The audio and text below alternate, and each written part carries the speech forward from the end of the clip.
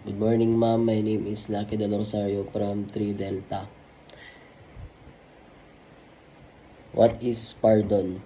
It is a form of executive clemency granted by the President of the Philippines as privilege to a convict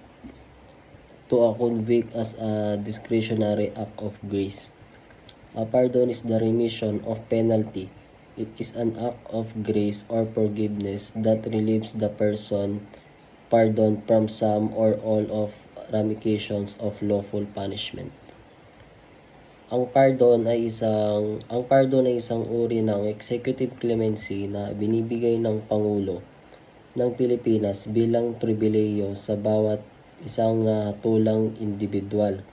Isa itong kusang loob na pagpapatawad. Isa itong pag-alis o pagpapagaan ng parusa. Layunin nitong patawarin ang tao sa lahat o bahagi ng mga epekto ng kanyang parusa. When is pardon granted? A head of state or government generally grant it when the convicted individual has fulfilled his or her debt to society or is somehow otherwise worthy of being forgiven the crime. Under Section 19, Article 7 of the 1987 Constitution, the President may grant reprieves, communications, and pardons, and remit fines and forfeitures after final conviction. Ibinibigay ito kung nahatulang individual ay nabayaran ng kanyang pagkakautang o itinuturing na karapat-dapat patawarin. Absolute pardon.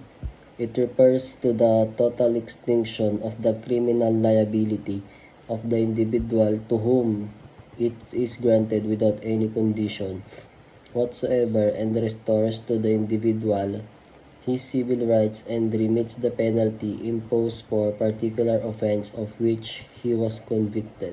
Absolute pardon ay ganap na pagbubura ng lahat ng pananagutang kriminal, walang kondisyon at ibinabalik ang mga karapatang sibil ng tao. Hindi na kailangang pagbayaran pa ang krimen. Conditional pardon. It refers to the exemption of an individual within certain limits or conditions from the punishment that the law inflicts for the offense she has committed, resulting in the partial extinction of his criminal liability.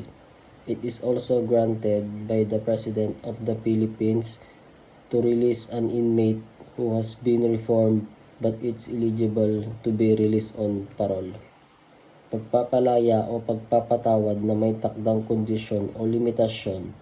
Maaaring ibigay ang isang preso na nagpapakitang nagbago ngunit hindi kwalipikado sa parole. Kung labagin ang kondisyon, maaaring bawiin ang pardon. Effects of pardon. The very essence of a pardon is forgiveness or remission of guilt. Pardon implies guilt. It does not erase the conviction thereof. It does not wipe out moral stain. It involves forgiveness and not forgetfulness. Ang pardon ay nangangahulugan ng kapatawaran, hindi kawalan ng kasalanan. Hindi ito binubura ang hatol o krimen. Hindi rin ito tinatanggal ang moral na mantsa ng pagkakasala. Isa itong pagpapatawad, hindi paglimot. Remedies of the state if condition of pardon are violated.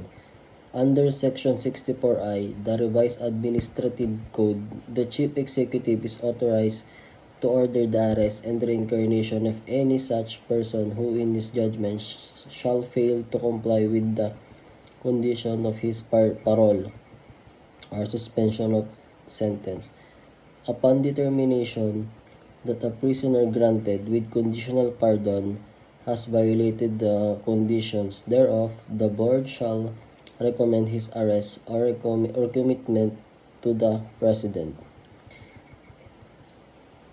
Rearrested and reincarcerated by order of the President under Revised Administrative Code or prosecuted under Article 159 of the Revised Penal Code.